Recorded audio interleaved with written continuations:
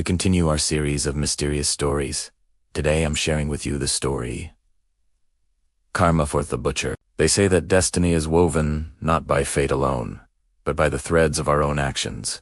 Each choice a stitch, each deed a knot. And sometimes, the patterns we weave are far more intricate and far more binding than we could ever imagine. In the heart of the bustling riverlands lived a man known simply as Silas.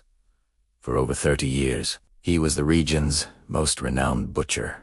His gnarled hands moved with surgical precision, severing life with an indifference both chilling and legendary. He was a master of his trade, seeing only the task, never the life extinguished. But even a heart hardened by decades of such work is not entirely without tender roots. Silas had been raised by a kind, elderly foster mother who loved him unconditionally. As her days drew to a close, her final breath was a gentle plea, her eyes filled with wisdom. "My son," she whispered, "this path you walk, it carries a heavy toll. Abandon this trade before it consumes you."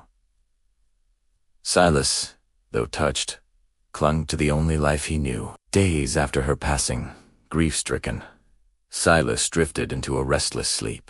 There, in the hazy veil, his foster mother appeared, her form ethereal, her voice a soft, urgent whisper. "Silas," she warned, "tomorrow you will encounter a pig, fat and healthy, destined for your knife. Do not harm Italiano. This creature is a benefactor, a final gift from me. Spare its life, and you spare your own soul." He awoke with a start.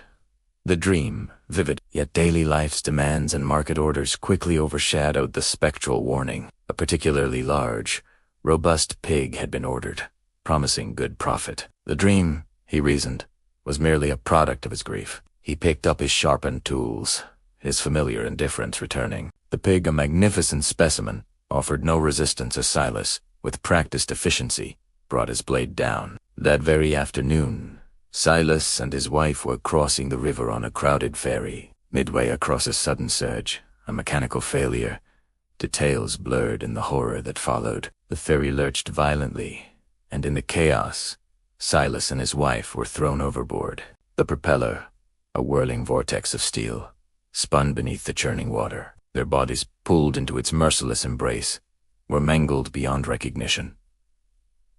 Torn and bled exactly as Silas had bled countless pigs for 30 years. The river, once his livelihood, became his grave, a mirror reflecting the very violence he had inflicted. The news spread like wildfire through the river. The townspeople, voices hushed with fear and understanding, spoke of the slaughtered pig. They believed, with unshakable certainty, it was the reincarnation of his loving foster mother, returning one last time to offer him salvation. Silas's horrific end, they concluded, was not merely an accident, but a profound act of karmic retribution, the universe's reminder that one truly does live by the trade, and ultimately die by the trade. It was a chilling testament to the unseen threads of consequence, a story that echoed through generations, urging all to consider the true cost of their actions.